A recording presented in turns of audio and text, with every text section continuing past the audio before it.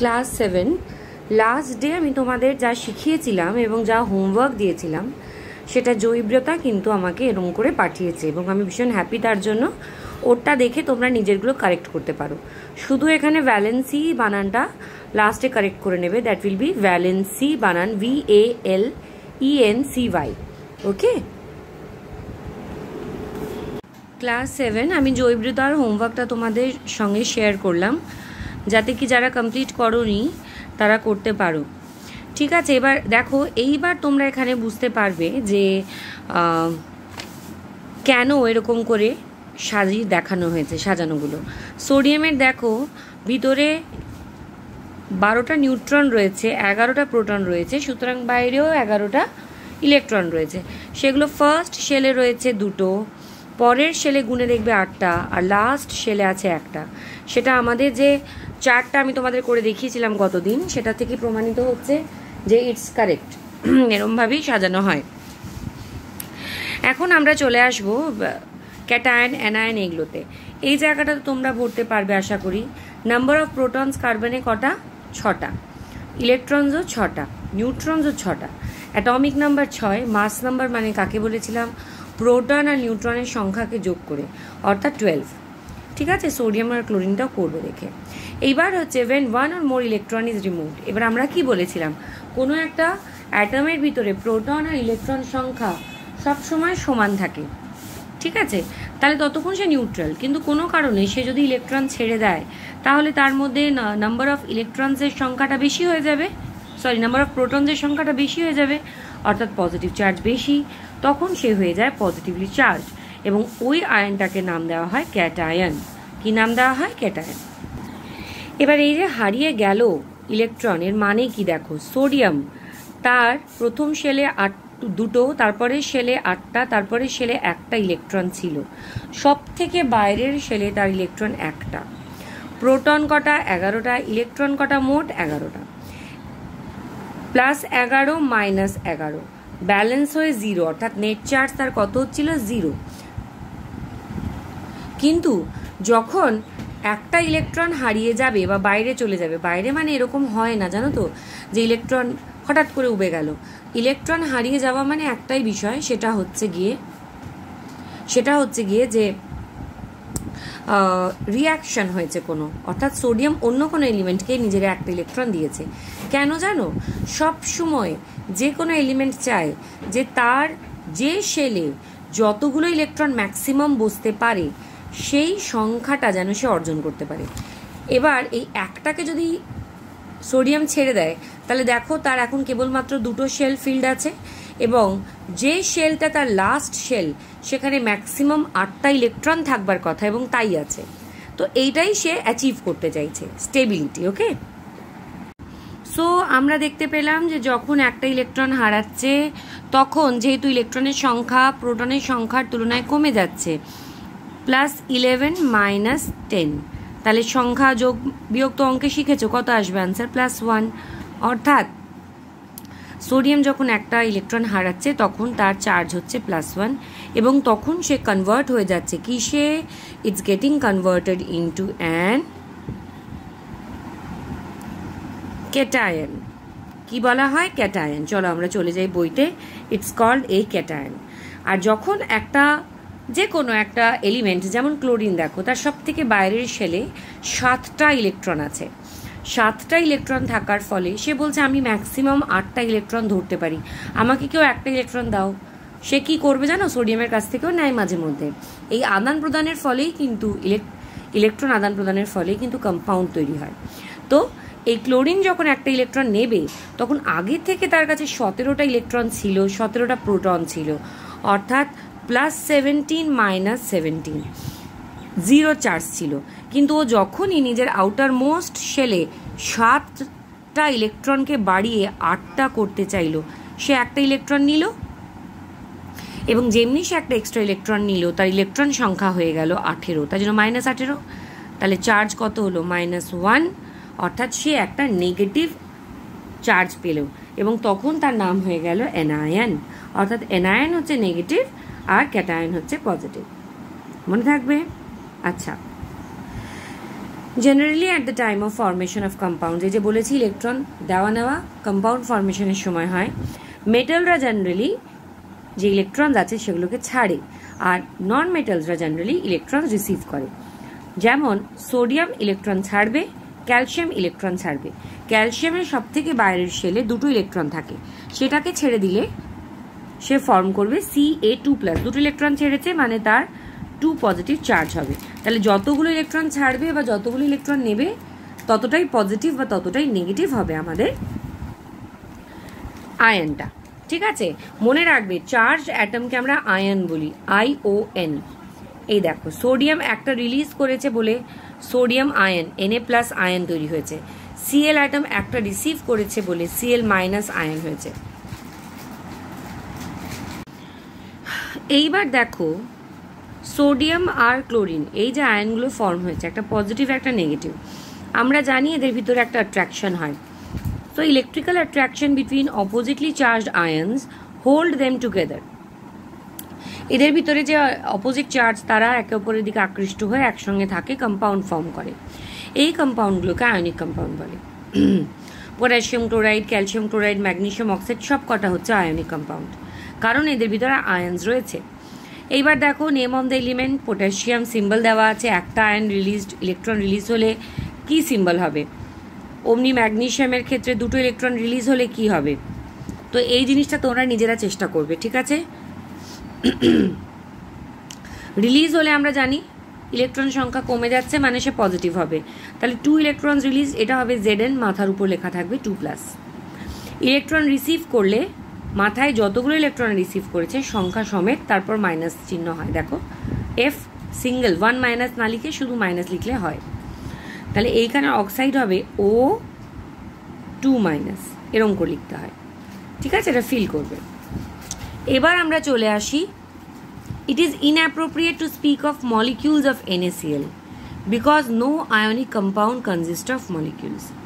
We know that atoms of more than one element combine to form a compound. তা আমরা বলতে পারি NaCl এর কিন্তু কোনো মলিকিউল বলে কোনো জিনিস নেই, কারণ সেখানে দুটো আয়নস রয়েছে। এবার দেখো একাধিক অ্যাটমস মিলে কোনো কোনো সময় আয়নের মতন জিনিস তৈরি করে, অর্থাৎ CO2 কিন্তু কোনো, এখানে একটা কার্বনের অ্যাটম, দুটো অক্সিজেনের অ্যাটম আছে, কিন্তু এদের নেট চার্জ কত? 0। নেট চার্জ যদি দেখি এটার কোনো নেট চার্জ নেই, কিন্তু কোনো কোনো ক্ষেত্রে দেখা যায় কয়েকটা অ্যাটম এমনভাবে কম্বাইন করছে যে তারা একটা আয়ন ফর্ম করছে, মানে আয়নিক ব্যাপারটা তাদের মধ্যে রয়েছে। তাদের তো আমি আয়ন বলতে পারি না, কারণ আয়নরা হচ্ছে সিঙ্গেল এলিমেন্টের, মানে একটা এলিমেন্ট দিয়ে তৈরি হয়। তো একাধিক এলিমেন্ট দিয়ে যদি এমন একটা চার্জড পার্টিকেল তৈরি হয় তাকে আমরা বলবো র্যাডিক্যালস, ঠিক আছে? র্যাডিক্যালস মানে একাধিক, একের বেশি অ্যাটমস দিয়ে তৈরি, একের বেশি বিভিন্ন ধরনের অ্যাটমস দিয়ে তৈরি চার্জড পার্টিকেলস। যেমন নাইট্রেট NO3, এখানে নাইট্রোজেনের অ্যাটমও আছে, অক্সিজেনের 3টে অ্যাটম আছে, নেট চার্জ কত আছে? 1। So charge of the radical হচ্ছে -1, তার ভ্যালেন্সিও তাই, যা তার চার্জ তাই তার valency, but without symbol. So এইখানে চার্জ অফ দ্য র্যাডিক্যাল সালফেটের কত? 2। F লেখে না, PH লেখে, হ্যাঁ, but then also they have written, it's okay. Valency কত? 2। এখানে চার্জ কত? -2 কার্বনেটের, ভ্যালেন্সি কত? 2। তাহলে এগুলো কিন্তু লার্ন করবে, হ্যাঁ।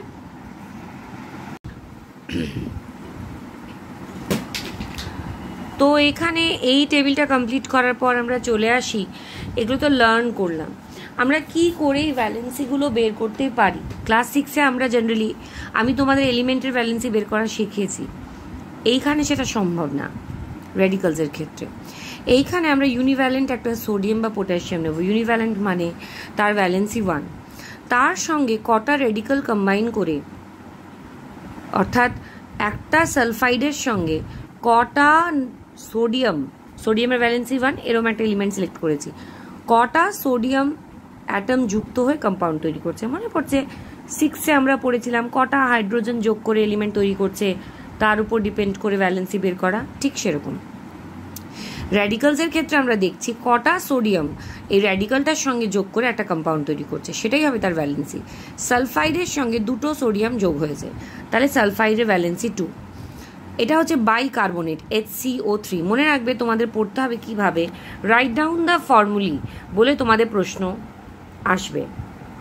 রাইট ডাউন দি ফর্মুলি বলে প্রশ্ন এলে হয়তো বাইকার্বনেট বললো, তোমাকে HCO3 মাইনাস লিখতে হবে, তবেই তুমি বাইকার্বনেটের অ্যাকচুয়াল ফর্মুলাটা লিখলে। এরকম করে ফর্মুলা আসতে পারে। সাইনাইডের ফর্মুলা হচ্ছে CN, কার্বন নাইট্রোজেন দিয়ে তৈরি, NaCN। তাহলে সোডিয়াম কটা যুক্ত হয়েছে? একটা। তাহলে ভ্যালেন্সি কত সাইনাইড রেডিকালের? 1। ওরমই দেখো Na2SO3 সালফাইট বলে এটাকে। সালফাইট রেডিকালের সঙ্গে কটা সোডিয়াম যুক্ত হয়ে কম্পাউন্ড ফর্ম করেছে? 2টো। তাহলে সালফাইটের ভ্যালেন্সি 2। ঠিক আছে, এরম করেই কিন্তু ভ্যালেন্সি বের করা যেতে পারে।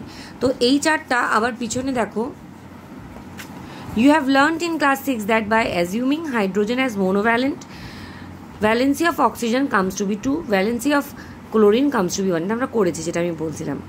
এইবার দেখো ক্লোরিন দেখছি আমরা, ক্লোরিনের সঙ্গে মেটাল। এখানে যখন র্যাডিক্যাল নিয়ে ভাবনা চিন্তা করছিলাম তখন আমরা সোডিয়াম দেখছিলাম কটা যোগ হয়েছে, বা পটাশিয়ামও দেখতে পারি। এইবার যখন আমরা যে কোনো একটা মেটালের ভ্যালেন্সি জানতে চাইছি, আমরা দেখছি সেটা ক্লোরিন কটা ক্লোরিনের সঙ্গে যুক্ত হচ্ছে। ঠিক আছে, যটা ক্লোরিনের সঙ্গে যুক্ত হবে সেটাই তার ভ্যালেন্সি। সোডিয়াম একটা ক্লোরিনের সঙ্গে যুক্ত হচ্ছে, তাহলে সোডিয়ামের ভ্যালেন্সি কত? 1। পটাশিয়ামও একটা ক্লোরিনের সঙ্গে যুক্ত হয়ে কম্পাউন্ড ফর্ম করছে, পটাশিয়ামের ভ্যালেন্সি কত? 1। মোট কথা আমাদের দেখতে হবে ইউনিভ্যালেন্ট, অর্থাৎ এক ভ্যালেন্সি আছে এমন একটা এলিমেন্ট আমরা উভয় ক্ষেত্রেই বেঁচেছি। রেডিকালের ক্ষেত্রে সোডিয়াম নিয়ে কাজ করেছি, মেটালসদের ক্ষেত্রে আমরা কিন্তু ক্লোরিন নিয়ে কাজ করছি। তো এইবার আমরা চলে এলাম এখানে যতগুলো কম্পাউন্ড দেখছো তাদের ফর্মুলা দেখবে। You will find various elements like iron, দেখো লাল করে দেওয়া আছে। আয়রন 2টো ক্লোরিনের সঙ্গে যোগ করেও কম্পাউন্ড তৈরি করে, 3টে ক্লোরিনের সঙ্গেও কম্বাইন করে। কপার একটা ক্লোরিনের সঙ্গেও কম্বাইন করছে, 2টো ক্লোরিনের সঙ্গেও কম্বাইন করছে। That means they have different valencies, তাই না? তাহলে iron has valency 2 also, 3 also, কপারের 1 অলসো, 2 অলসো। সো সাফিক্স আস কখন অ্যাড করছি? যেটার ফেরাস ক্লোরাইড কখন লিখলাম ফেরাস? যখন তার 2টো ভ্যালেন্সি যেগুলো ছিল 2 আর 3, তার মধ্যে যেটা কম ভ্যালেন্সি, সে যখন নিজের কম ভ্যালেন্সি নিয়ে কম্পাউন্ড তৈরি করবে, সেই কম্পাউন্ডে তার নাম হবে ফেরাস। আর যখন বেশি ভ্যালেন্সি ইউজ করে সে কম্পাউন্ড ফর্ম করবে তখন হবে ফেরিক। ঠিক একইভাবে কপারের 2টো ভ্যালেন্সি 1 আর 2, যখন সে 1 ভ্যালেন্সিটাকে ব্যবহার করে কম্পাউন্ড ফর্ম করছে তখন আমরা বলছি কিউপ্রাস ক্লোরাইড। আর যখন সে বেশি ভ্যালেন্সিটাকে নিয়ে কাজ করছে, অর্থাৎ 2 ভ্যালেন্সি নিয়ে কাজ করছে, we call it cupric chloride. ঠিক আছে, এবার ফর্মুলা রাইটিংটা আমরা দেখব। মনে রাখবে ফর্মুলা রাইটিংয়ের ক্ষেত্রে আমি জাস্ট A আর B দিয়ে দেখাই। ধরো A এর ভ্যালেন্সি 2, B এর ভ্যালেন্সি 3। মনে রাখবে প্লাস যার ভ্যালেন্সি সে সবসময় ফার্স্টে বসবে আর সেকেন্ডে বসবে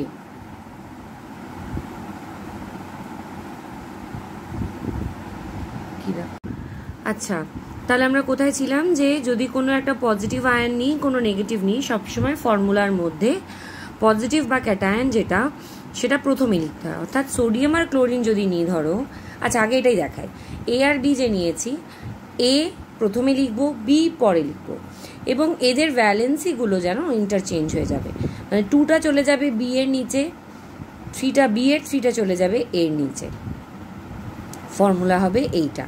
তাহলে চলো আমরা এবার ছোট ছোট কয়েকটা ফর্মুলা আমি নিজে বই থেকে পরে তোমরা দেখবে, আমি নিজের থেকে তোমাদের কয়েকটা বলি। যেমন ধরো ম্যাগনেশিয়াম, তার ভ্যালেন্সি 2+, আর ক্লোরিনের হচ্ছে 1-।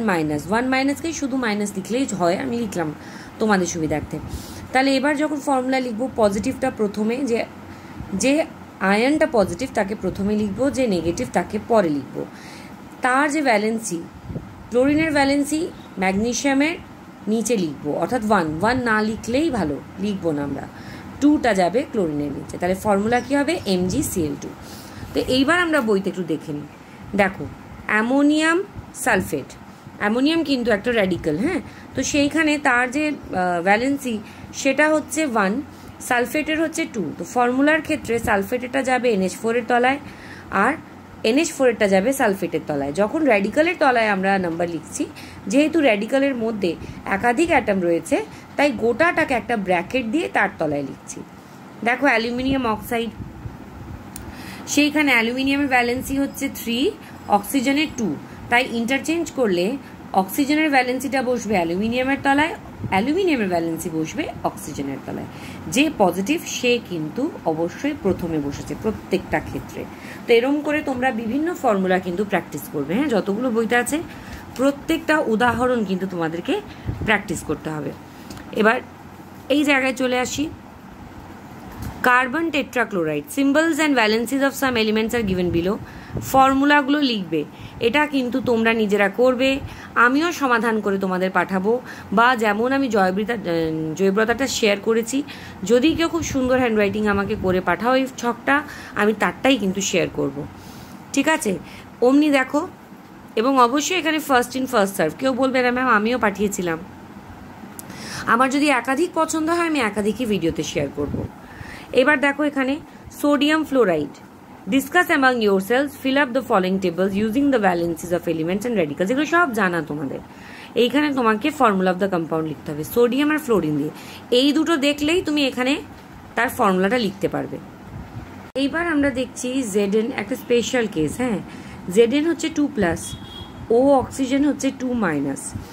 এইবার যদি এদের ফর্মুলা লিখি, শর্ত অনুযায়ী কি হওয়া উচিত, Zn2O2, দুটোই 2। যখন এরকম থাকবে না তখন আমরা তাকে সিম্পলিফাই করে নেব, অর্থাৎ যেমন 2 দিয়ে কাটাকুটি হয় 2/2 হলে ঠিক তেমনই ফর্মুলা দাঁড়াবে Zn।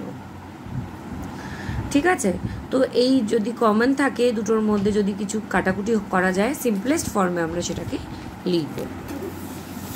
এইখানে তোমাদের আর একটা পদ্ধতি বলা হয়েছে যে দুটো আয়ন যখন যোগ হয়ে একটা কম্পাউন্ড ফর্ম করছে, নেট চার্জ 0 হতে হয়। সেখান থেকেও আমরা বুঝতে পারি যে ফর্মুলা কি হবে। তো আমরা একটা পদ্ধতি আমাদের জন্য যথেষ্ট, ভ্যালেন্সি জানলে।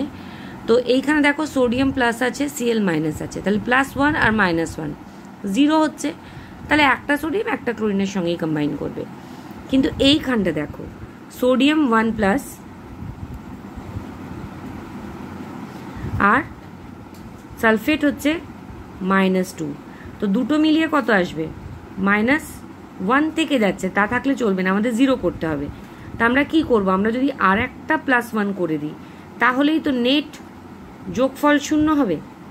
আর একটা +1 করা মানে আর একটা সোডিয়াম নেওয়া। তো ফর্মুলাটা তাহলে কি হবে, দুটো সোডিয়াম একটা সালফেটের সঙ্গে যোগ হবে।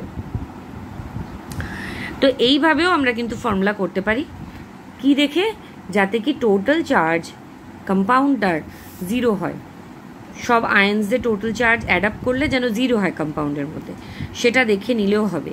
ঠিক আছে, এইখানে যেমন 3টে অ্যালুমিনিয়াম 2টো অক্সিজেন, মানে সরি 3টে অ্যালুমিনিয়াম, 3 হচ্ছে অ্যালুমিনিয়ামের ভ্যালেন্সি, 2 হচ্ছে অক্সিজেনের ভ্যালেন্সি। এদের দুজনকে অ্যাড করে কম্পাউন্ড ফর্ম করতে চাইছি, এবং আমাকে দেখতে হবে যাতে কি নেট যে চার্জ সেটা 0 হয়।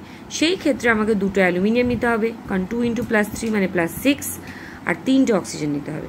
তো আমরা এত কমপ্লিকেশনের দিকে যাব না, এটা ফিল করতে পারো, but we will follow valency interchange policy. ভ্যালেন্সিটাকে যে উপর থেকে নিচে মানে পাল্টে লেখাটা, সেটাই আমরা প্র্যাকটিস করবো। হ্যাঁ, that is more easy for us.